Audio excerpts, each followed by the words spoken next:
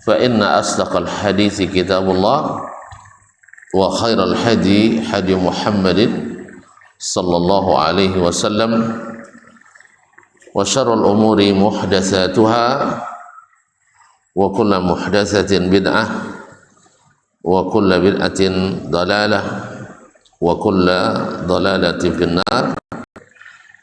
نسأل الله السلامة من أحوال أهل النار. Kaum muslimin, kaum muslimat yang dirahmati Allah Subhanahu wa taala. Alhamdulillah, pada kesempatan ini di petang hari Senin yang mudah-mudahan diberkahi ini, kita diizinkan Allah Subhanahu wa taala berada di tempat yang mulia ini, di Masjid Abina yang sama-sama kita cintai ini, Syekh Abdurrahman bin Auf. Mudah-mudahan Allah SWT berikan kita taufik dan hidayah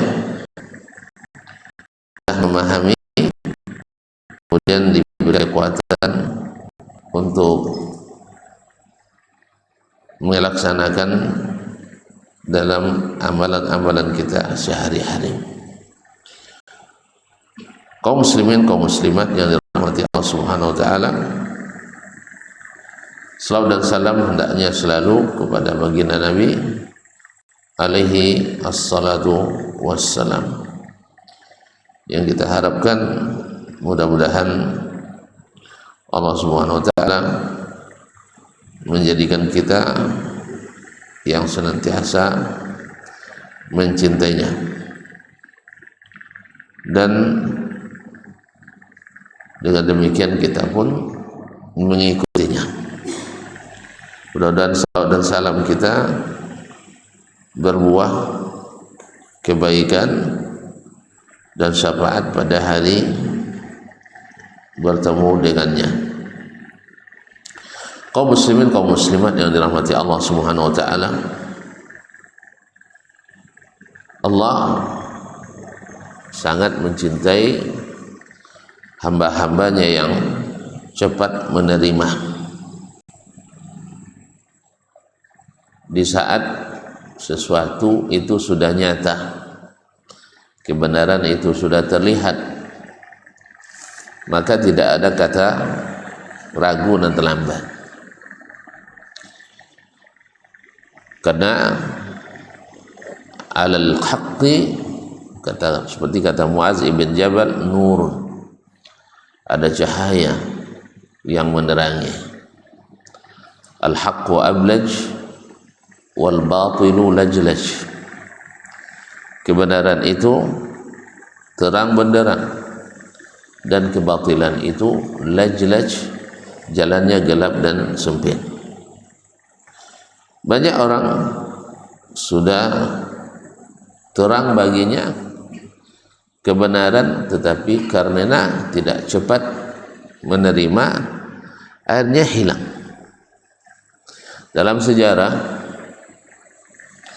ketika Nabi alaihi salatu wassalam berdakwah di Makkah, orang-orang Quraisy menghalangi dakwah beliau.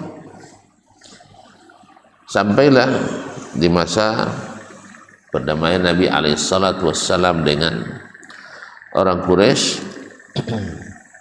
Mereka, para petinggi Quraisy, dalam misi dagang mereka ke Syam, terdengar oleh Kaisar Romawi Timur, yaitu Herakl atau Heraklius. Maka dia perintahkan orang-orangnya untuk menangkap dan membawa Abu Sufyan, pimpinan kafilah dagang, dan para anggotanya untuk diinvestigasi, ditanyakan, karena berita tentang Nabi sudah sampai ke Romawi, maka dia ingin mendengar langsung tentang Nabi kita alaihi salatu wassalam yang sudah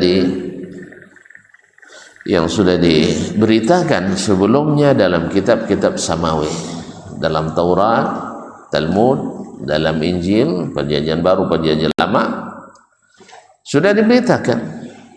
Allah sebutkan allazina atainahumul kitaba ya'rifunahu kama ya'rifuna abna'ahum.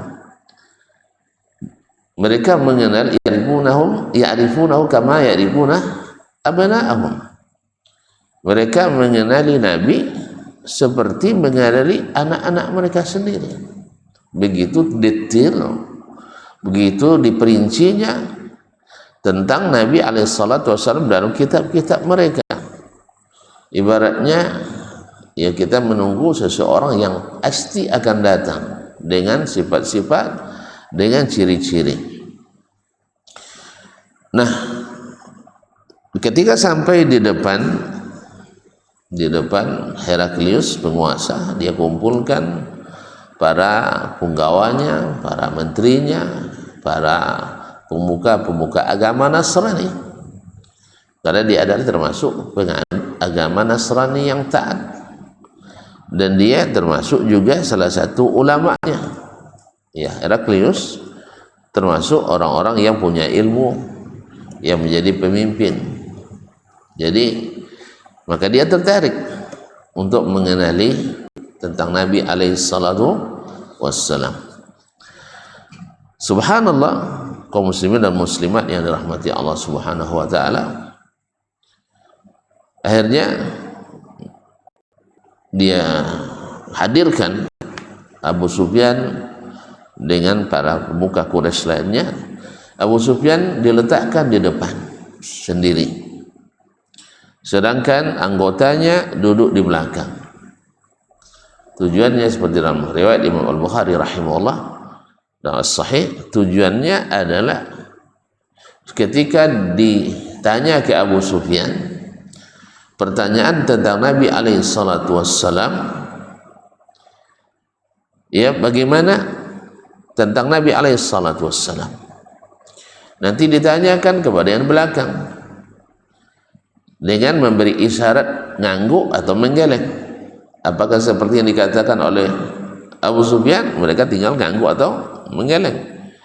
Karena kalau berhadapan Abu Sufyan bisa saja main kijak mata kan, bisa saja main kode-kode. Tapi karena duduk belakang, yang kedua bisa saja dia takut nanti di perjalanan dibuli nanti gara-gara kamu katanya. Maka Abu Sufyan radhiyallahu taala anhu ketika itu belum masuk Islam, subhanallah, ditanya hal kana ahadun min abaihi malikan, apakah dia Muhammad itu ada di antara ayahnya atau dari antara datuknya yang dulu jadi raja? Kata Abu Sufyan, lah, dia ada keturunan kerajaan. Berarti kata Abu Sufyan, benar itu, karena Nabi bukan dari keluarga kerajaan. Karena kalau dia dari kerajaan, orang akan bilang ini orang ingin mengembalikan kejayaan dinasti keluarganya, maka dia berdakwah. Kalau ini tidak ada sama sekali. Hal huwa fikum zunasab, apakah dia di kalangan kalian orang yang nasabnya dikenal dan nasabnya terhormat? Kata Abu Sufyan, iya, wa inna zunasab. Nah, dia di sisi kami adalah termasuk orang yang punya nasab yang terpandang. Lalu tanya kepada orang itu, benar? Iya. Sambil ngangguk ya. Kalau bersuara nanti direkam. Iya. Semuanya mengangguk, mengiyakan. Ma'asyar kiram, betul kata Abu Sufyan, tidak ada nabi kecuali diutus dari kalangan yang dikenal nasabnya. Tidak ada nabi yang tak jolir. Nabi semuanya jelas nasabnya. Hal yatba'uhu, apakah diikuti oleh akabirun am du'afa'uhum, apakah diikuti oleh orang-orang petinggi atau orang-orang lemah? Abu Sufyan bilang bal yatba'uhu ad-du'afa. wal ma'dumun, bahkan diikuti oleh orang-orang lemah. Katanya lagi, iya betul, kata beliau, wa kadzalika al-anbiya la yatba'uhum illa ad-du'afa. Maksudnya di awal-awal dakwah, orang-orang yang tidak punya kepentingan politik, kepentingan ekonomi, kepentingan ini dan itu.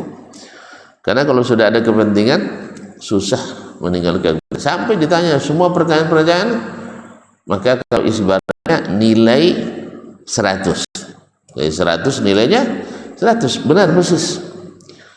Dan Abu Sufyan, subhanallah, di antara akhlak orang Arab yang mungkin tidak terdapat atau jarang terdapat pada orang selain Arab adalah sifat sidq, selalu jujur. Di masa jahiliyah sendiri, kalau nak jadi pemimpin kabilah wajib bersifat jujur, benar, sidq. Karena itulah sebabnya mereka jadi orang-orang pemberani. Karena mainannya pedang, orang main pedang itu tidak ada yang tidak pemberani. Orang pemberani berbentuk karakternya sidq, jujur. Padahal apakah di antara pertanyaan yang ditanyakan, apakah dia pernah berkhianat? Hal yaghdir, apakah dia mengkhianati perjanjian? Kata Abu Sufyan, kalau bukan karena takut saya pernah dicatat oleh orang-orang ini, orang Quraisy, orang Arab, bahwa saya pernah berdusta, saat itulah sebenarnya saya harus bisa berdusta. Sah? Nah, ya karena memang namanya peperangan itu ada ininya. Tapi dia hanya bilang, kami nggak tahu, sebab kami sekarang dalam perjanjian, apakah dia nanti jujur atau tidak. Itu aja bilang. Padahal kata Abu Sufyan, kalau bukan karena itu, laula anni khasyitu ayathiru annil kadhiba lakadzabtu yauma idzin. Kalau bukan karena takut nanti orang Arab pernah mencatat saya sebagai pendusta, itulah saya pendusta. Karena kami perlu bantuan orang-orang Romawi untuk menghalangi dakwah Nabi alaihi salatu wassalam. Seperti pada hari ini, orang-orang yang menentang dakwah-dakwah kepada sunnah Nabi alaihi salatu wassalam, mereka akan menggunakan segala cara. Fitnah, berbohong, berkata tidak benar, nggak tahu sejarah, nggak tahu kronologi suatu masalah, tapi berbohong, menuduh ini dan sebagainya.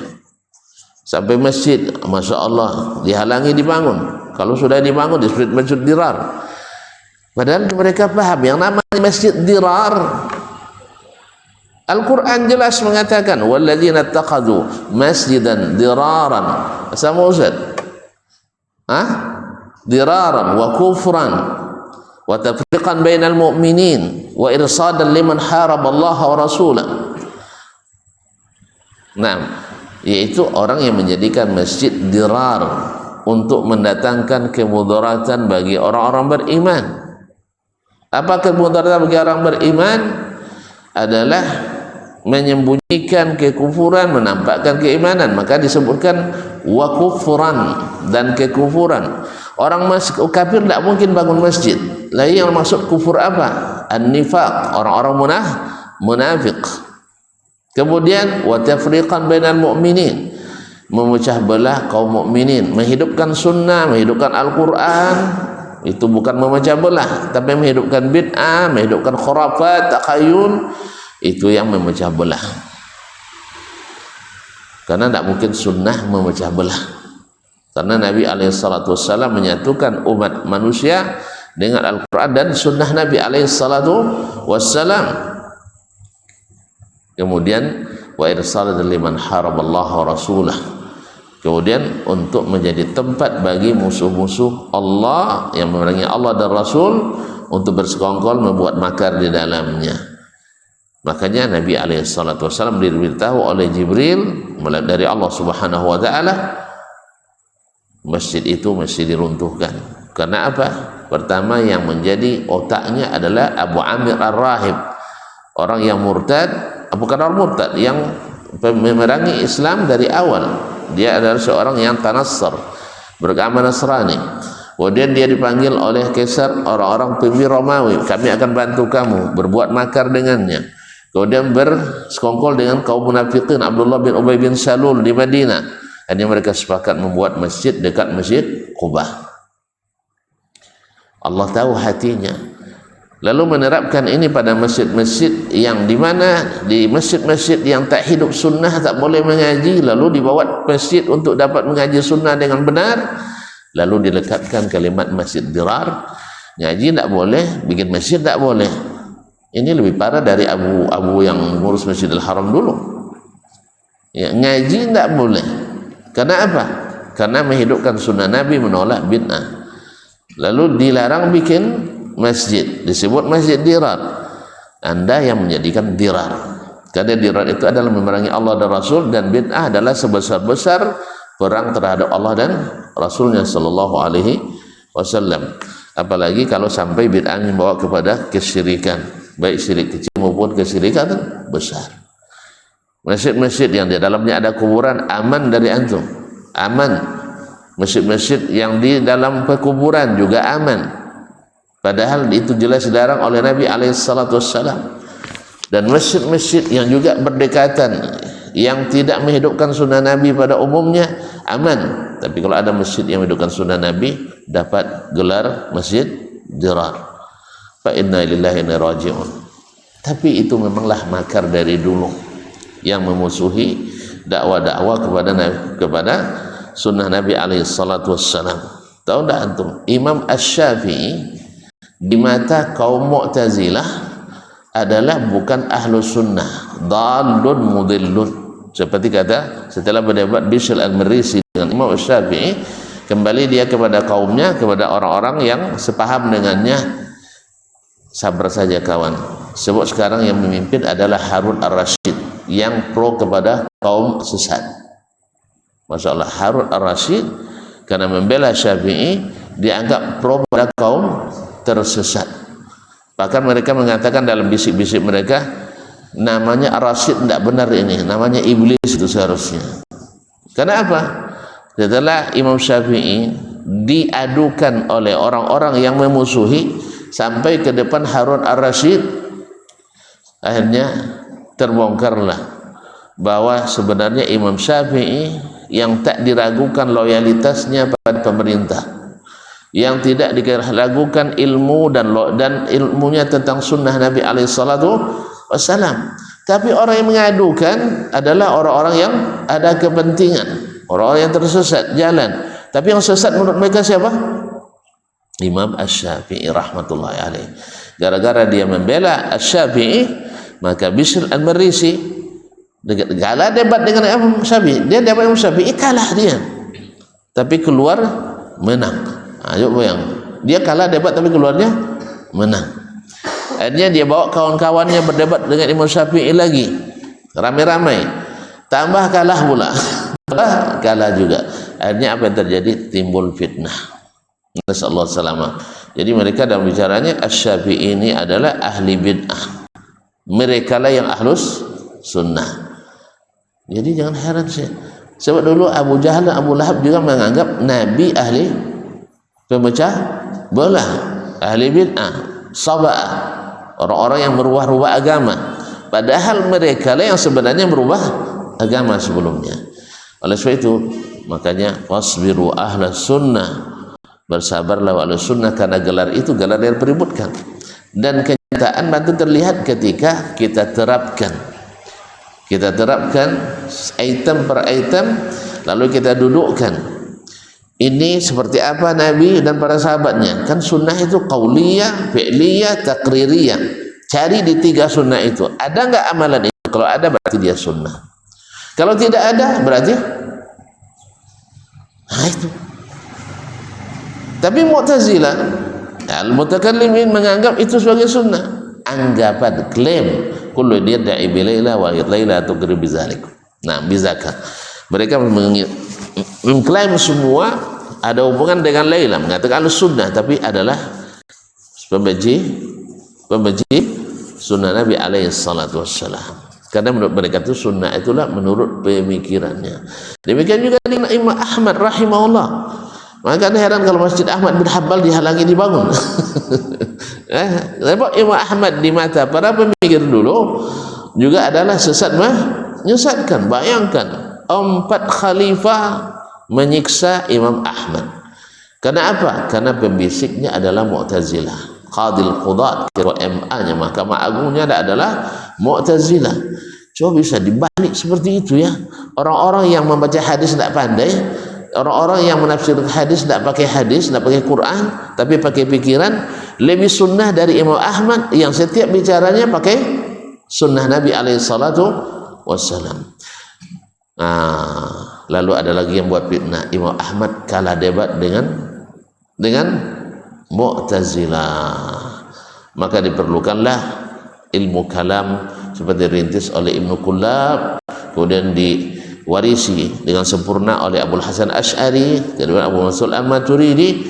Kenapa? Imam Ahmad tidak mampu kalau hanya punya Quran dan Sunnah, harus melalui metode ilmu al-kalam. Untung Imam Ibnu Katsir mencatat, ya, Ibnu Muqrim mencatat, dan masih banyak ulama sunnah yang mencatat bahwa Imam Ahmad yang sebenarnya tidak suka debat, tapi karena dipaksa oleh Mu'tasim, seorang khalifah Amirul Mukminin, untuk berdebat dengan pentolan Mu'tazilah yang notabene adalah pejabat tinggi negara. Ya, pejabat tinggi dah, Ketua Mahkamah Agung, Qadil Qudat, pejabat tinggi dah. Lalu mereka bersekongkol untuk menjatuhkan hukuman pada Imam Ahmad bahwa beliau adalah dhalun mudil. Gimana caranya? Dibuat isu Imam Ahmad kalah debat, padahal ternyata semua pertanyaan yang diajukan oleh kaum Mu'tazilah, mereka rame-rame, Imam Ahmad sendiri, mereka bebas, Imam Ahmad dirantai kaki dan tangannya, mereka duduk dengan pakaian kesebaran, Imam Ahmad sambil berdiri. 3 hari berdebat. Dalam ketiga harinya mereka semuanya tak bisa menjawab. Akhirnya Al-Mu'tasim dan mulai melembut waktu itu. Al-Mu'tasim dan mulai melembut, dan nampak baginya sebenarnya kebenaran itu. Cuman datang lagi syaitan yang namanya Ahmad bin Abi Du'ad tadi. Ya Amirul Mukminin, wallahi demi Allah, Ahmad dhalun mudil, sesat menyesatkan. Kemudian bayangkan, hai Amirul Mukminin, kalau kau bebaskan dia sekarang,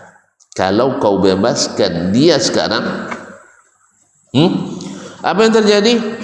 Orang-orang akan mengatakan 2 khalifah keliru, ayahmu Al-Ma'mun dan engkau sendiri. Mau tidak dibilang berbuat zalim? Kalau seorang presiden dibisikkan seperti itu, kalau kau bebaskan si fulan, engkau dibilang orang salah. Mau tidak? Siap tidak disalahkan? Woi, siap tidak? Antum tidak pernah jadi khalifah, itu masalahnya. Ternyata Ahmad yang benar, Ma'mun salah keliru, Anda salah keliru. Akhirnya berubah lagi sikap Al-Mu'tasim. Akhirnya tetap Imam Ahmad tidak dibebaskan. Jadi Imam Ahmad adalah sesat menyesatkan bagi mereka. Ya, ma'asyiral kiram dirahmati Allah. Jadi sekali lagi, ketika kebenaran itu nampak, dia bilang besok ajalah. Tidak langsung dieksekusi. Akhirnya Al-Mu'tasim tetap menyiksa Imam Ahmad, menjara Imam Ahmad. Walaupun jasa besar Islam kita tidak lupakan. Ya, seorang wanita berteriak di Amuria di sana dekat Uni Soviet sana, lalu didengar oleh Mu'tasim di Madinah, dia bersumpah, saya tidak akan mandi junub sampai Amuria dibebaskan dari orang kafir. Apa maksudnya mandi junub? Apa maksudnya tidak mandi junub? Kalau mimpi tidak mandi? Bukan. Maksudnya dia tidak akan melakukan hubungan suami istri sampai Amuriyah kembali, karena ada wanita yang diganggu oleh orang kafir di sana. Lihat kaum muslimin dan muslimat rahmati Allah. Tapi jasa besar itu dirusak oleh para pembisik tadi, sehingga mereka Mu'tasim mengundur besok sajalah. Akhirnya dia tercatat penyiksa Imam Ahlis sunnah Ahmad ibn Hanbal, ghafarallahu lahu. Makanya Imam Ahmad rahimahullah ta'ala di masa anak beliau Al-Wathiq, ketika ditanya tentang Imam Ahmad, dia bilang, andainya boleh seorang anak berlepas diri dari ayahnya, artinya saya bukan anaknya, saya bukan anaknya Al-Mu'tasim, saya akan berlepas diri dari ayah saya itu. Paham? Karena sudah jelas kebenaran di depan matanya, tapi dia tidak mengikutinya, bahkan tetap menyiksa demi menyembunyikan kebenaran Imam Ahmad dan menyembunyikan kesalahan dan kezalimannya. Akhirnya begitulah anaknya bersikap, andainya boleh saya melepas diri dari ayah saya, la tabarra'tu minhu, saya akan melepaskan diri padanya. Boleh tak melepas diri dari ayah kita? Wih, boleh tak? Nabi Muhammad ada dia melepas diri dari ayahnya? Saya tidak akui dia ayah, ada? Masuk berlepas diri itu maknanya tidak mengakui antum keturunan ayahnya. Kenapa? Ayah saya penjudi, pokoknya ayah saya bukan itu. Boleh tak? Astagfirullahaladzim. Boleh apa enggak? Enggak boleh. Dosa besar, terlanat kita. Maka dia bilang, andainya boleh, saya lepas diri, saya malu saya punya ayah seperti itu. Kenapa? Jelas kebenaran di depan matanya, tetapi mendengar juga para pembusuk itu. Nah, kembali ke tadi kaum muslimin dan muslimat, Heraklius termasuk yang sudah nyata kebenaran di depan matanya.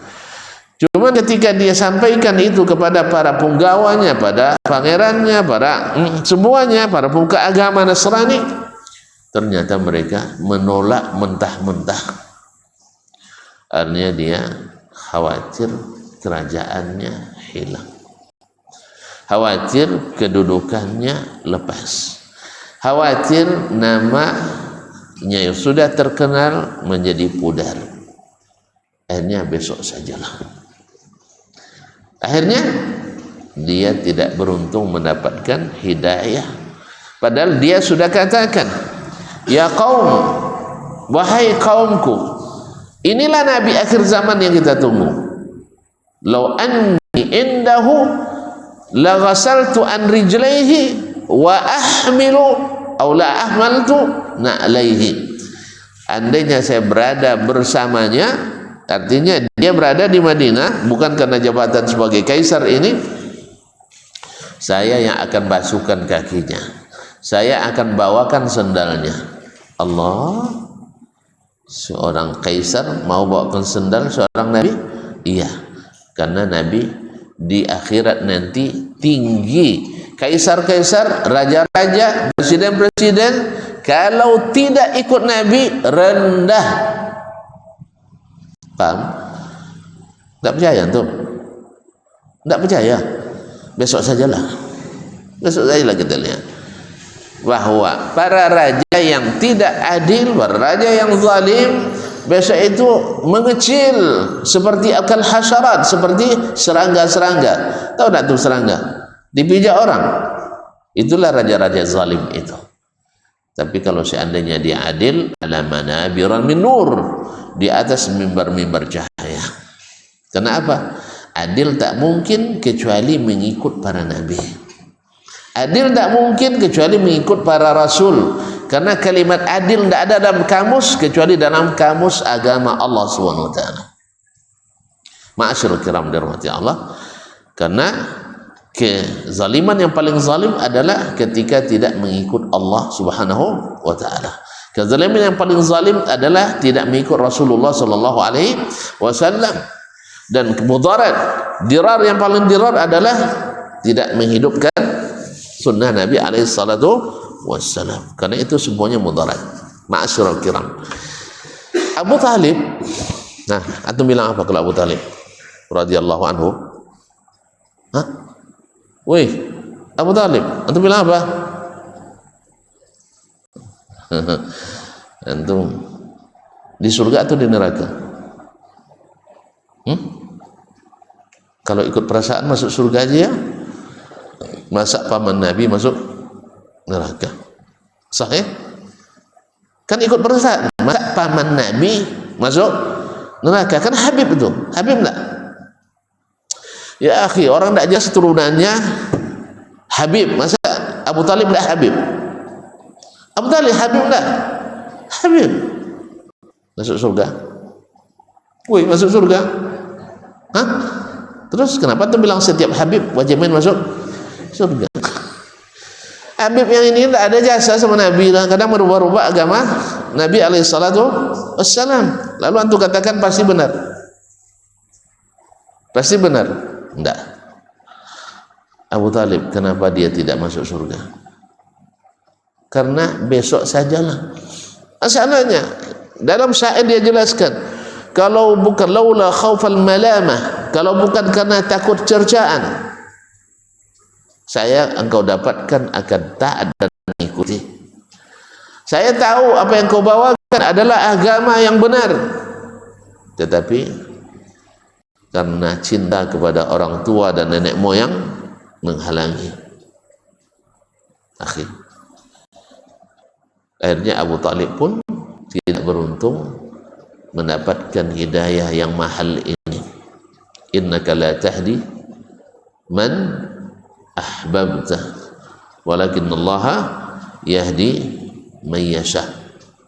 Abu Talib akhirnya ketika mau meninggal, Nabi alaihissalam dengan penuh rasa sayang, dengan penuh kesungguhan, ya sangat-sangat mengharapkan, karena jasa Abu Talib sungguh tidak terhingga pada dakwah Nabi alaihissalam. Bukan hanya sekedar jasa dia memelihara beliau sejak kecil sampai dewasa, bukan hanya itu, tapi jasa di dalam dakwah sendiri. Bukankah orang-orang Quraisy datang kepada Abu Talib, Abu Talib, ini anak saudaramu, anakmu ini, ya, bagaimana kalau kita barter saja? Bagaimana? Ya, kami carikan anak pemuda yang paling ganteng di seantero Arab ini, kemudian kami berikan dia kekayaan yang kami miliki, lalu kompensasinya apa? Kau serahkan Muhammad pada kami. Untuk diapakan? Untuk kami bunuh. Hebat sekali kalian ya, katanya. Saya ambil anak kalian untuk saya beri makan, untuk saya kasihani, untuk saya bolo, tak boleh, saya didik. Lalu kalian ambil anak saya untuk kalian bunuh. Lebih tak kalian, noh? Lebih tak kalian, nah. Jadi di sini waras Abu Talib. Kalau bukan karena dia mencintai Nabi alaihissalam, kalau bukan karena dia membela Nabi alaihissalam, sudah lama juga orang-orang itu. Tapi Allah itu punya cara tersendiri untuk menghindari Nabi alaihissalam dari bahaya orang kafir ini. Begitu jasa beliau. Makanya ketika beliau meninggal disebut tahun itu tahun kesedihan, amul huzni, karena Nabi pun sudah kehilangan tempat bersandar selain Allah Subhanahu wa taala. Buktinya beliau harus pergi ke Taif. Cuman sayang Abu Talib, besok sajalah, diulur-ulur sampai waktu terakhir ketika nak melepas ruhnya, melepas nyawanya, datang pula syaitan besar. Siapa yang datang? Abu Jahal, kemudian Ubaidullah ibn Abi Mu'aid, Utbah bin Rabi'ah. Mereka setiap Nabi katakan, qul la ilaha illallah kalimatan uhajju biha laka indallah. Setan bilang, atarghabu an millati Abdul Muttalib. Katakan paman, kalimat la ilaha illallah yang akan saya dihujjah memberikan syafaat kepadamu di sisi Allah pada hari kiamat. Setan membisikkan, hei, kamu mau berpaling dari agama Abdul Muttalib, ingat nama Abdul Muttalib. Begitu pula makanya kalau ayah banyak kebaikan pada anak, dikenang oleh anak di saat-saat seperti itu. Abdul Muttalib memang penyayang pada anak-anaknya, ya, berbakti pada anak-anaknya sebelum anaknya berbakti kepada dirinya. Makanya di saat itu dia terkenang pula. Apalagi kalau dikenal Hashim, Qusay kan terkenal semua. Tapi Abdul Muttalib mengikut seperti itu, penyayang pada anak-anaknya dan menghormati anak-anaknya. Ma'asyiral kiram dirahmati Allah. Akhirnya Dia bilang bal ala millati Abdul Muttalib. Akhirnya dia menghembuskan napas terakhir dalam keadaan kafir. Bisa Nabi bela lagi? Bisa Nabi membelanya lagi? Beri syafaatnya? Nah. Maka dia Habib, tetapi kan Habib kan, innaka la tahdi man ahbabta. Nyata cinta Nabi kepadanya, nyata cintanya kepada Nabi alaihissalatu wassalam. Ternyata cinta itu tidak menyelamatkan. Kenapa? Karena tidak mengikuti sang Nabi alaihissalatu wassalam. Besok sajalah Heraklius, besok sajalah. Beda dengan anaknya Ali bin Abi Thalib. Anak kecil itu tapi punya semangat orang dewasa. Bagaimana dia? Kita dengar setelah azan nanti. Jangan kemana-mana. Nah.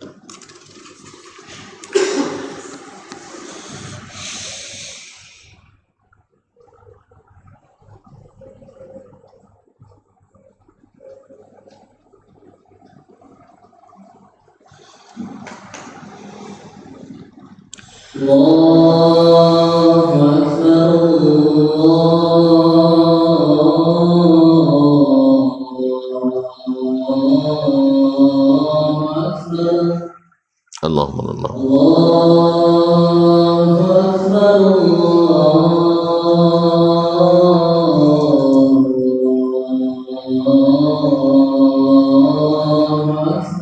Allahumma Asyhadu an la ilaha illallah.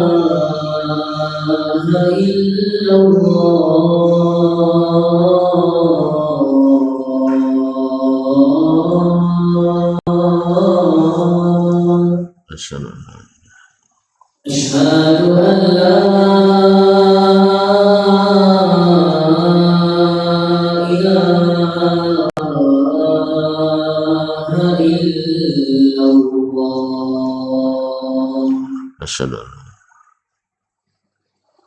أشهد أن محمدا رسول الله.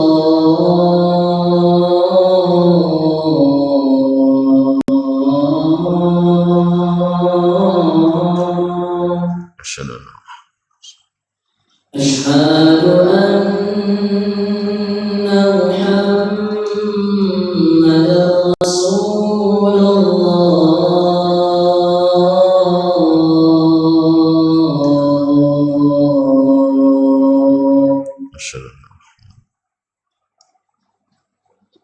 حي على الصلاة.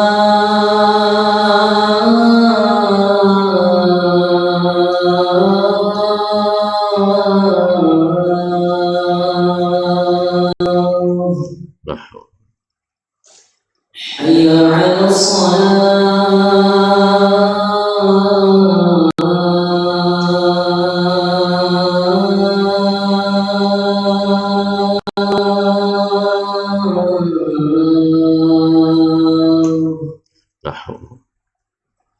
حي على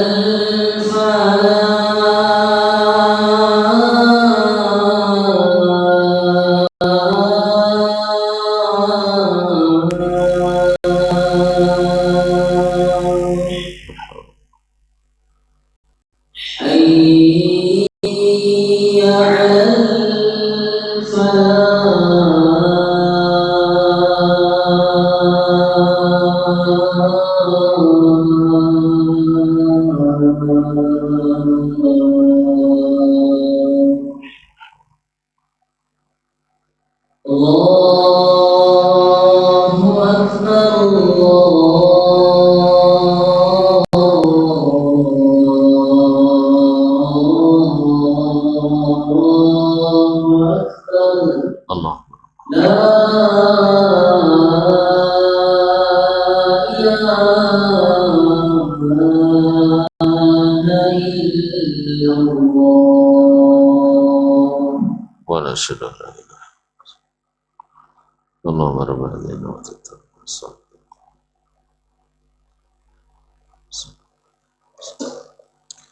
Baiklah kaum muslimin dan muslimat dirahmati Allah SWT, beda dengan anaknya Ali bin Abi Thalib radhiyallahu ta'ala. Ketika dia masuk Islam masih kecil tapi sudah punya pilihan besar dan tidak mengundur. Karena ketika dia tanya ke Nabi SAW, ya Muhammad, uslim ma'aka walakin as'alu abi, saya masuk Islam tapi tanya ayah dulu, karena dia berbakti, ayahnya juga punya ayah, ayahnya juga punya jasa besar, maka dia hormat pada ayahnya. Kalau gitu saya tanya ayah dulu. Ternyata Nabi katakan dalam bab ini ayahmu tak bisa dijadikan rujukan, tak bisa dijadikan referensi. Sama awak nak ngaji sunnah, ayah anti sunnah, jangan tanya pula ngaji kami dia punya nabuyan. Itu apa ayat masjid Diran tu katanya, kan tidak mungkin, tidak mungkin. Ya, kok bisa jadi masjid Diran? Karena dibangun dekat-dekat. Itu masalah. Dekat dibangun bukan karena harus berlawan, tidak, tapi karena memang tidak memungkinkan, karena ada halangan-halangan. Oleh itu karena tadi Nabi tak bisa ngaji di Nabi tak bisa ngaji di Masjidil Haram karena pengurusnya Pak Haji. Haji yang beda kaji, yaitu Haji Abu Talib, Haji Abu Lahab, Haji Abu Jahal. Salah saya. Abu Lahab Haji pun tak? Abu Lahab Haji tak? Abu Jahal Haji. Syarat dapat gelar haji apa? Ia pergi haji, sah? Mereka haji tak dulu? Berarti mereka haji semua. Pengurus Masjidil Haram dilarang Nabi ngaji di situ. Yang jadi pengurus pamannya. Lalu pamannya aja tidak menerima dakwahnya, berarti dakwah Nabi batil. Itu dululah gaya jahiliyah dulu. Sampai hari ini itu masih dibawa juga orang.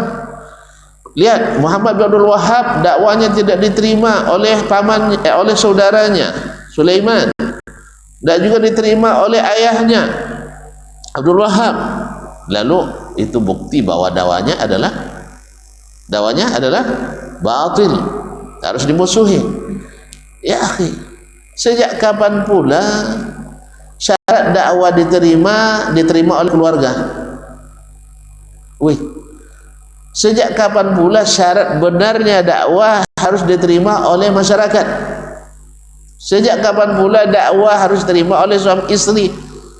Bukankah Nabi Nuh dakwahnya ditolak oleh istrinya, bahkan istrinya ikut berbuat makar dengan para musuh-musuh dakwah? Bukankah dakwahnya ditolak oleh anaknya sendiri? Sah? Siapa nama? Haji Kanaan.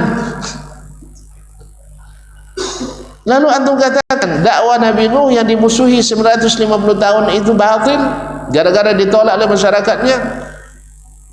Na'udzubillah, tsumma na'udzubillah. Besok sajalah kita lihat. Ya. Tapi ternyata mereka diazab oleh Allah Subhanahu wa taala. Kalau sempat ada azab seperti itu hari ini, bisa kita buktikan langsung sah. Cuman Allah dengan dibangkitkannya Nabi sebagai rahmatan lil alamin, tidak lagi ada azab-azab seperti yang terjadi pada umat terlebih dahulu. Disinilah subuhat banyak masuk. Subuhat masuk. Kalau seandainya karena dakwahnya ditolak oleh keluarga batil, dakwah Nabi Lut ditolak oleh istrinya, bahkan ikut makar dengan para penolak dakwah. Dan terakhir Sayyiduna Muhammad sallallahu alaihi wasallam ditolak dakwanya oleh pamannya Abu Lahab, ditolak oleh orang yang masih kerabat dengannya Bani Makhzum, Abu Jahal, ditolak oleh masih banyak, ditolak oleh orang-orang yang sebenarnya kan mereka Quraisy semua, masih satu kabilah induknya kan Quraisy. Sah? Ibaratnya orang kalau kampung saya satu orang Murajalai semuanya, sah? Ditolak dakwanya, lalu dakwanya itu berbahaya. Iya, berbahaya bagi yang ahli batil. Sahih, dakwah kita berbahaya bagi ahli bid'ah, betul. Sebab apa? Karena dakwah Syekh menolak semua bentuk bid'ah, dari bid'ah dhalalah sampai bid'ah, memang semua bid'ah itu dhalalah kata Nabi. Tidak ada bid'ah yang hasanah. Saya sudah katakan, yang mengatakan ada bid'ah hasanah saya bisa buktikan insyaallah. Semua yang bilang ada bid'ah hasanah secara istilah syar'i ada dua saja. Satu memang ahli bid'ah, yang kedua kena syubhat bid'ah. Jelas ya? Memang ahli bid'ah atau kena terpapar virus bid'ah. Dia mungkin tidak ahli bid'ah karena dia nggak tahu, atau karena terpengaruh oleh virusnya. Aslinya adalah ahlus sunnah, tetapi ada dalam beberapa hal dia terkena virus bid'ah. Kalau antum tidak percaya, ayo sebutkan nama ulama yang menyebut ada sunnah atau bid'ah hasanah. Sebut secara istilah. Antum jangan bilang Umar bapak bid'ah. Umar itu anti bid'ah, kata Nabi yang bilang Umar babul fitnah, bab yang menghalangi adanya fitnah. Fitnah yang dimaksud adalah bid'ah. Makanya di zaman Utsman terjadi fitnah. Apa fitnah? Terbunuhnya Utsman. Apa sebab terbunuhnya fitnah? Apa sebabnya fitnah itu? Adalah bid'atul khawarij. Bid'atul khawarij, awalu bid'ah yang muncul dalam Islam. Sampai Nabi mengingatkan dengan keras, kalau saya sempat bertemu dengan mereka, aku bunuh mereka seperti membunuh kaum Ad dan Thamud. Nasallallahu alaihi wasallam. Lalu kadang-kadang orang ini karena dia satu keturunan dari Bani kan Zul Khuwaisirah, bibit Khawarij, lahir dari Bani Tamim. Syekh Muhammad bin Abdul Wahab lahir dari Bani Tamim, dari Najd. Lalu ukuran juga, karena di Najd lahirnya dari Bani Tamim, pasti dia Khawarij. Ya Syekh, kalau itu karena dia satu suku, langsung sesat, antum harus bukan karena suku, karena kebenaran itu bukan kebatilan, bukan karena ditentukan oleh suku, tetapi ditentukan dengan Al-Quran dan hadis Nabi alaihi salatu wassalam. Kalau dikatakan dia memahami sendiri, tidak mengikuti ulama, masya Allah, antum memang tak pernah baca bukunya, betul ya. Kalau antum baca bukunya, tidak lepas dari berkata Al-Bukhari, berkata Asy-Syafi'i, berkata Ahmad bin Hanbal, berkata Abu Hanifah, dan seterusnya. Mereka tidak ulama ya. Berkata Anas bin Malik, tidak ulama ya. Ishaq bin Rahuyah, tidak ulama ya. Maksud mereka tidak masuk dalamnya Zamakhsyari, si Mu'tazilah, tidak masuk dalamnya Al-Fakhrur Razi yang juga yang menghidupkan warisan Mu'tazilah, walaupun dia Asy'ari mazhabnya, tapi metodenya adalah metode Mu'tazilah. Maka terjadi perbedaan yang sangat krusial antara Asy'ariyah mutaqaddimin dan Asy'ariyah mutaakhirin. Nah, baiklah kaum muslimin dan muslimat dirahmati Allah Subhanahu wa taala. Akhirnya Ali bin Abi Thalib tidak menunggu sampai besok, tidak minta pendapat ayah yang memang menentang dakwah. Dia memang tidak menentang, memusuhi, tapi hatinya masih menentang, masih ada kesombongan di dalam dirinya, masih ada istikbar, sifat sombong masih ada. Sebab kata Nabi, al-kibru batarul haq, menolak kebenaran. Dia tahu benar tapi masih ditolaknya, berarti dia masih sombong. Walaupun tidak sampai menghina manusia, tidak. Dia tidak merendahkan Nabi, tapi menolak kebenaran dari Nabi alaihissalatu wassalam. Nah, apa yang menjadi penyebab orang selalu mengatakan besok sajalah, mengulur-ngulur, tidak menerima kebenaran? Padahal orang yang punya kekuasaan paling tinggi seperti Heraklius, atau yang punya nama besar seperti Abu Talib, atau yang lain-lainnya, apa sebab mereka? Ternyata rata-rata semuanya adalah tidak yakin dengan pertolongan Allah, tidak yakin dengan pertolongan Allah. Sah? Sahih? Padahal kalau mereka yakin dengan pertolongan Allah, berapa banyak orang yang meninggalkan kekuasaannya demi untuk mengikuti kebenaran. Alhamdulillah. Najasyi, raja juga kan? Najasyi, raja enggak? Wih, raja si raja apa enggak? Enggak ya? Raja. Tetapi dia tidak takut. Akhirnya dia masuk Islam walaupun diam-diam. Sebenarnya Heraklius kalau mau bisa juga masuk Islam. Masuk Islam diam-diam. Kan boleh diam-diam, boleh terang-terangan. Bahkan mungkin kalau seandainya ini para pejabat, ini para menolak, para ulama, pemuka agama menolak, ganti aja dengan yang menerima. Sahih? Tidak bisa. Atau ke penguasa sama kaisar, masa tidak bisa? Tapi lemah azamnya. Lemah azamnya karena tidak yakin dengan pertolongan Allah Subhanahu wa taala. An-Najasyi tidak.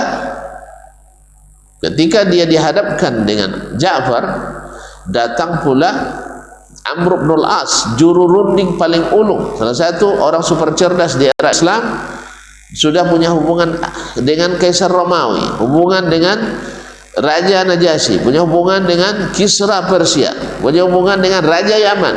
Wih, dia juru runding Quraisy paling ulung.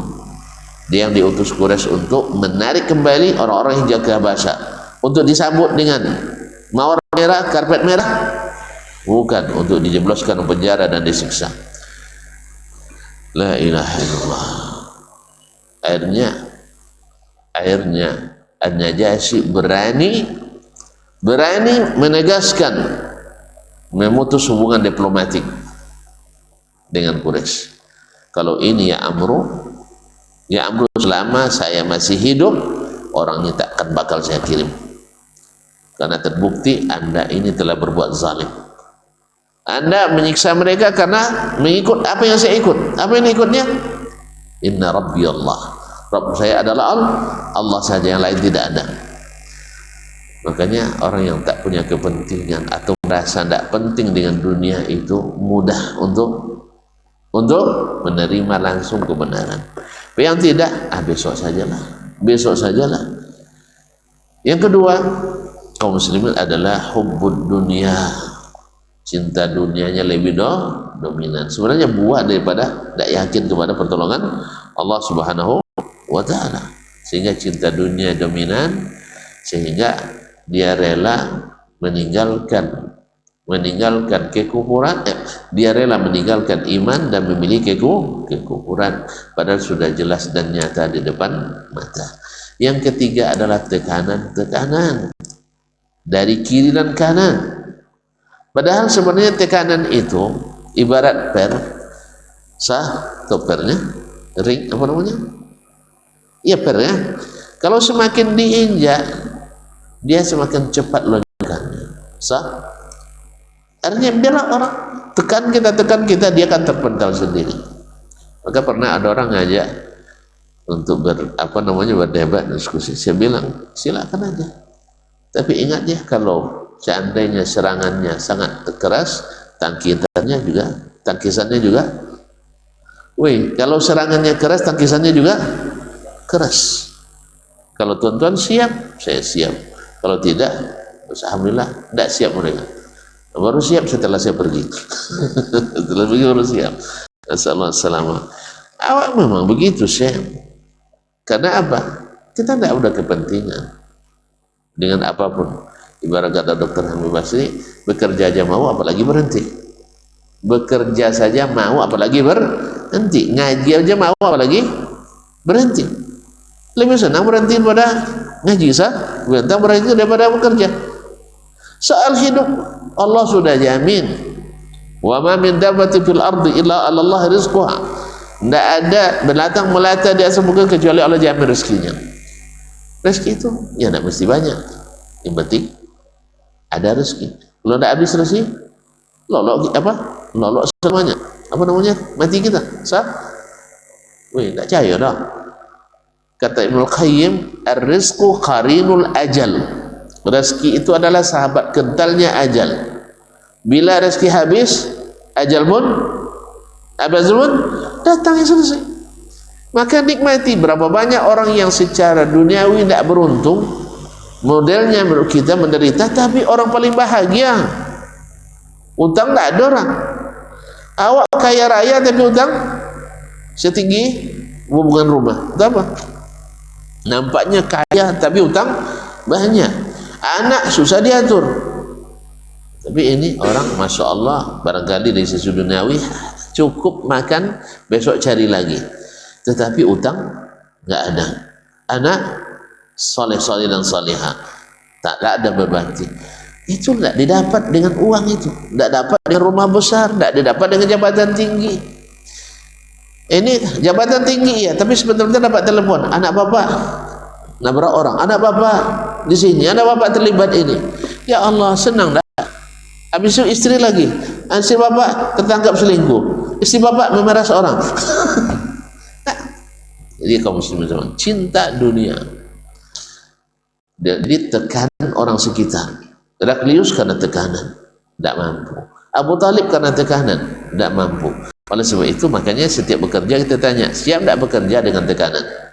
Orang yang siap bekerja dengan tekanan sukses. Tapi kalau bekerja tidak siap tekanan, pindah sana, pindah sini. Makanya kita dapat dia predikat cilako gadi, pulang sonjo, cilako bujang, gonja.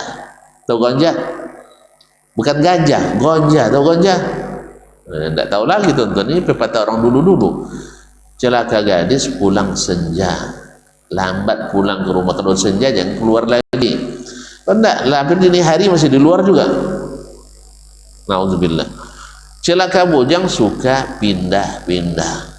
Coba kerja di sini 2 hari, berat beban kerjanya, gaji sedikit, akhirnya pindah lagi dia lain, mudah-mudahan. Nah, tengok sana, baru 2 pekan pindah lagi. Kapan karir antum akan naik?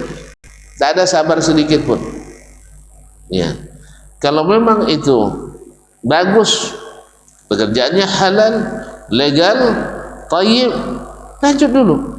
Sampai benar-benar kita mendapatkan pekerjaan yang memang lebih dan pasti. Ini juga tidak pasti, ini juga tidak pasti. Akhirnya gonjang, pahamnya? Akhirnya terbawa pula. Nikah sebulan sini, pindah pula kan? Lain. Makanya kaum muslimin dan muslimat harus tidak tunduk pada tekanan yang tidak jelas. Kan tidak jelas kan, sama saya Heraklius tadi, tidak jelas apakah mereka nanti akan selalu menekan atau justru antum yang buat keputusan. Sebulan dipecat diganti, sebulan dihentikan diganti, selesai. Namanya punya kuasa.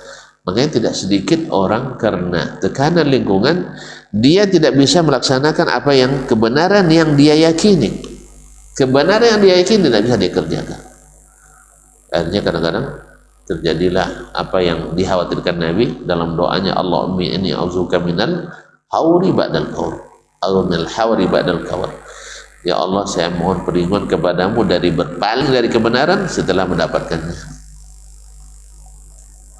Berapa banyak orang yang ingin bertaubat. Dulu orang nak berhaji di saat belum antrian haji, akhirnya besok sajalah.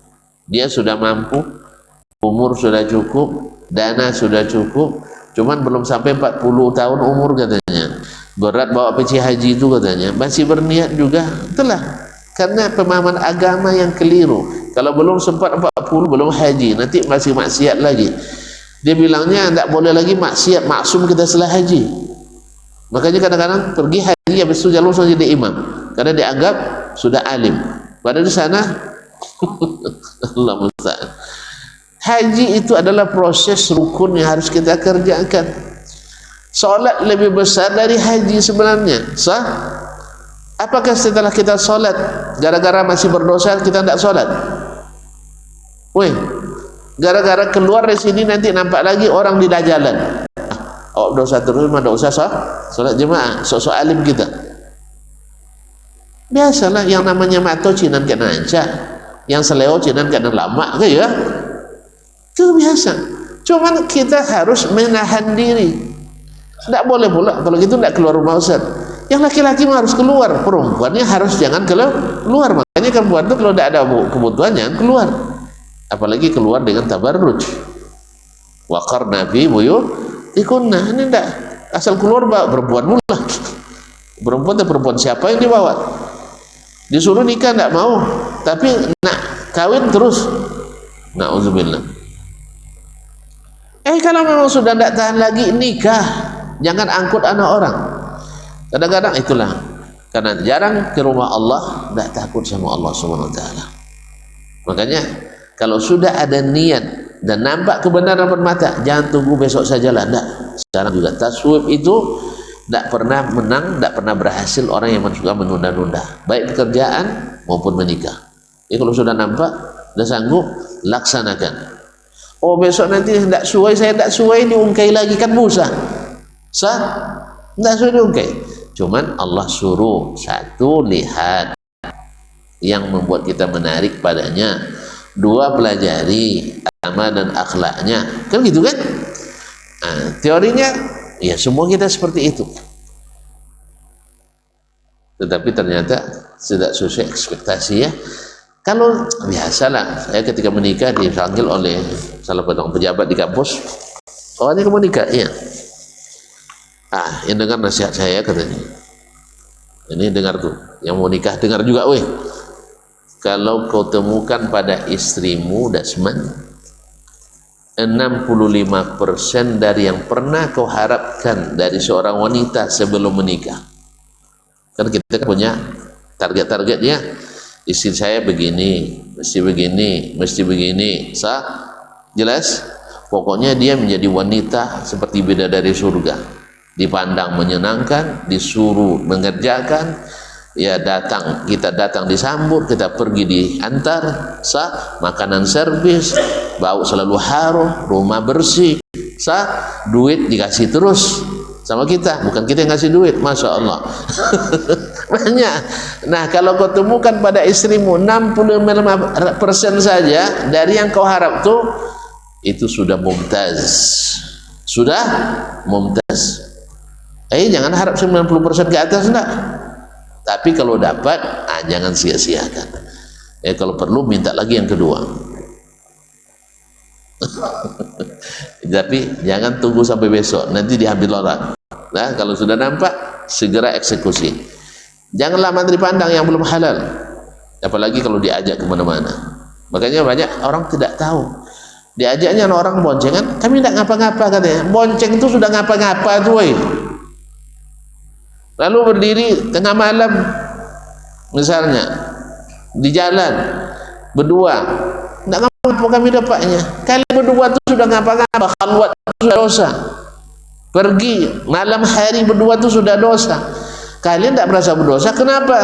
Karena jarang bertemu dengan Allah Subhanahu wa taala. Salat tak dijaga, ya, tidak berjamaah, belajar agama enggak ada. Besok sajalah. Besok kapan? Setelah tua. Muda aja tidak nyambung kaji, apalagi setelah tua. Sudah berapa masuk subuhat banyak. Yang ngaji di masjid itu masjid dirar, ngaji di masjid yang darar.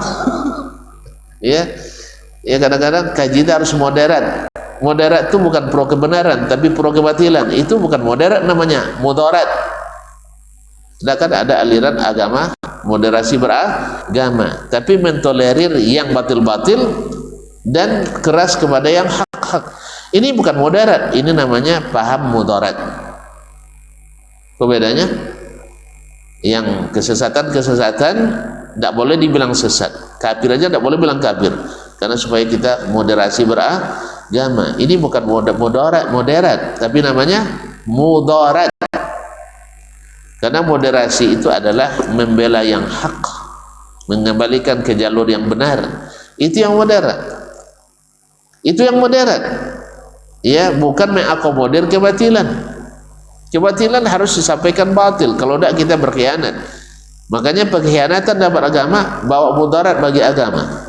Maka itu bukan moderasi yang diinginkan oleh Allah dan Rasulnya sallallahu alaihi wasallam. Walaupun berdalil nanti wa kadzalika ja'alnakum ummatan wasata. Wasat, lihat tafsirnya oleh para ulama, adalah kamilina adilin, orang-orang yang sempurna agamanya dan yang adil. Lihat tuh, sehingga bisa jadi saksi. Orang yang jadi saksi, yang rusak agama, tidak sempurna, tidak bisa jadi saksi. Orang yang zalim tidak boleh jadi saksi. Kan litakunu, woi, sama ayatnya, wa kadzalika ja'alnakum ummatan wasatan litakunu syuhada'a 'alan nas. Supaya kalian jadi saksi bagi manusia. Saksi wajib benar, saksi wajib sempurna, wajib tidak zalim. Jelas? Makanya ummatan wasatan adalah pembela kebenaran dengan adil, bukan mengakomodir semua aliran sesat, lalu tidak boleh disesatkan, bahkan orang kafir tidak boleh dikafirkan, lalu memerangi aliran kebenaran yang datang dari Allah dan Rasul. Itu bukan modern, tapi adalah mudarat. Nah, wallahu musta'an. Dah, saya kira sudah sampai risalah, sudah bisa dipahami ya sebab-sebabnya. Nah, tentu bagaimana menghilangkannya, yaitu menghilangkan sebab tadi. Yakinlah Allah akan menolong kita. Sah? Sebagaimana nanti dulu Nabi SAW ditolong oleh Allah SWT. Kalau melihat masa itu tidak ada harapan Nabi akan bangkit, tidak ada harapan dakwah akan sampai ke Panam ini. Sah? Sahih? Tapi Allah sudah yakinkan Nabi kita alaihissalam ketika diminta oleh pamannya menghentikan dakwahnya, mencelah orang-orang musyrikin. Lalu kata Nabi alaihissalam, wallahi ya la yablughanna hadzal amru ma balagha al-lail wan nahar. Paman, ini kalau Allah perintahkan saya menghentikannya, saya jalani. Tapi Allah sudah berjanji bahwa urusan agama ini sampai ke seluruh negeri yang ada siang dan malam di situ. Padahal ada siang malam? Panam ada siang malam, woi. Ada. Maka Nabi sudah yakin akan sampai ke sini. Tapi Nabi pernah sampai ke sini? Tidak. Tapi keyakinannya sampai. Maka dia tidak tunggu sampai besok, dia sampai. Yang kedua, ya, tadi yakin pertolongan. Kedua, kurangi cinta dunia. Kurangi cinta dunia. Tidak cinta dunia tidak mungkin juga ya. Sah? Nah, boleh mencari dunia. Zuyyina linnas hubbus syahawati minan nisa'i wal banin qanatirul muqantarati min dzahab. Itu sudah fitrah. Tidak ada orang yang tidak hijau mata tengok piti. Sah? Ya. Tidak ada orang yang tidak melamun kalau lihat wanita cantik. Sah? Tidak ada yang tidak cinan maksud saya. Semua ingin serba dunia ini, tapi jangan sampai cinta itu yang dominan. Kapan tahunya? Ketika kita dihadapkan antara ini halal, ini haram. Yang halal menguntungkan, tidak mudah. Yang haram didapat dengan cara yang sangat mudah. Bisa kita menahan diri, sabar dengan kesulitan ini sedikit yang halal, dan tidak mengambil yang haram. Kalau sudah terbiasa dengan demikian, jangankan melepas jabatan, melepas nyawa pun orang siap. Itulah yang dilakukan oleh para sahabat. Abu Bakar perlu sumbangan seluruh hartaku untuk Nabi alaihissalam. Tidak ada yang ditinggalkan, ada Allah dan Rasul. Awak tidak tolong dia, tidak tahu, tapi setidaknya jangan sampai tidak ada kontribusi kita dalam kebaikan apapun. Atau setidaknya kata Imam selalu berniat baik. Umar 1,5, Utsman radhiyallahu anhu datang, ternyata orang kesulitan air. Ketika dia sebelum datang, Nabi buat sembara, siapa yang beli bi'rul rumah baginya surga. Nabi kan tidak bilang baginya jabatan ini dan itu. Coba lihat, surga sah? Kalau dijanjikan jabatan, itulah cinta dunia yang akan timbul. Tapi seluruhnya bayangan surga. Siapa yang berjihad, surga. Siapa yang bilur walidain, surga. Siapa yang menjaga sholatnya, surga. Ada Nabi janjikan, siapa yang bayar zakat besok jadi kepala Basnas. Ada? Hah? Siapa yang rajin nuntut ilmu jadi menteri pendidikan? Ada? Nah, kita hari ini kan itu ikut tim sukses, besok jadi kadis. Berapa bayar setor untuk di waktu pemilu? Nanti jadi kaban, besok jadi kabid, besok jadi kasih. Makanya kita menghidupkan cinta dunia, sehingga siapapun yang jadi tak punya keberanian tegak di jalan yang benar, kecuali tidak mengganggu kepentingan. Kecuali tidak mengganggu kepentingan. Makanya ke anak-anak kita, ya kalaupun nak janjikan yang bersifat duniawi, tapi jangan seperti kalau kau nanti ini berhasil ini misalnya, kamu saya janjikan jalan ke Bali misalnya, entah apa ke Bali, tapi nanti kamu saya umroh dan haji, mantap. Atau saya buatkan pustaka lengkap kitab agama, mantap tuh. Atau nanti saya buat masjid, kalau lebih banyak lagi duit, pilih nama kamu, misalnya namanya Abdul Aziz, Masjid Malik Abdul Aziz misalnya kan, dan sebagainya, buatkan. Tak, sehingga ada bukan cinta dunia yang tertahan, yang terbuat. Ini dah, kalau kamu nanti ini saya belikan sepatu dari Italia, minyak wangi dari Paris, atau saya ajak jalan-jalan ke Turki dan sebagainya. Nah, tapi saya ajak kamu jalan ke Baitullah, ya mak jalan ke umrah ke Makkah, ziarah ke Madinah, ada ininya. Kemudian kalau kamu misalnya rajin, nanti sekolahkan ke luar negeri, ya tentu sekolah agama atau sesuai dengan spesialisasi yang dia inginkan, tapi bukan menanamkan cinta duniawi kepadanya. Ma'asyiral kiram dirahmati Allah SWT, kemudian menyadari bahwa sesungguhnya yang paling berharga bagi kita adalah waktu, dan waktu tak bisa diulur, karena waktu yang semenit yang telah berlalu tak bisa dijemput lagi, tapi 1000 tahun yang akan datang masih sabar kita menanti. Artinya apa? Lewat ajal kita, tidak ada lagi masa memperbaiki, dan kita setiap hari dihadapkan kemungkinan mati. Nah, bila hari ini nampak kebenaran jelas dengan dalil-dalilnya, jangan diingat lagi tekanan-tekanan itu, jangan diingat lagi harapan-harapan duniawi itu. Saya setiap bertemu dengan hak harus menjadi pendukungnya, ikuti dan kerjakan. Karena tidak sering hanya ada tekanan itu sifatnya hantu saja, yang tidak ada hakikatnya. Saya dihantui oleh ketakutan, halusinasi. Kalau saya nanti ikut ini yang terjadi. Padahal kadang-kadang bukan itu yang terjadi, justru sebaliknya. Saya kehilangan teman-teman, ya teman-teman buruk, tapi akan teman-teman yang suka bid'ah, tapi akan diganti dengan yang lebih baik, teman-teman baik, teman-teman yang taat pada Allah dan Rasulnya, dan jauh daripada kesesatan bid'ah. Nasallallahu alaihi wasallam. Jadi besok sajalah kita sambung kembali kajian kita ini. Ada pertanyaan? Alhamdulillah, memang saya pandai menjelaskan, jadi semua jelas, ada yang ditanyakan. Terima kasih dan mohon maaf karena waktu sudah merangkak ke angka 8 dan mungkin sudah kita pakai lebih kurang 58 menit. Saya kira syukur sekali. Wabillahi taufiq wal hidayah. Wallahu taala alam.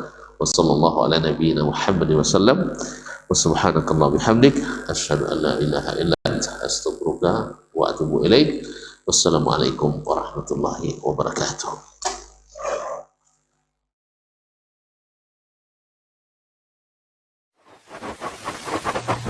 Barometer amal kita saleh tak salehnya di salat kita.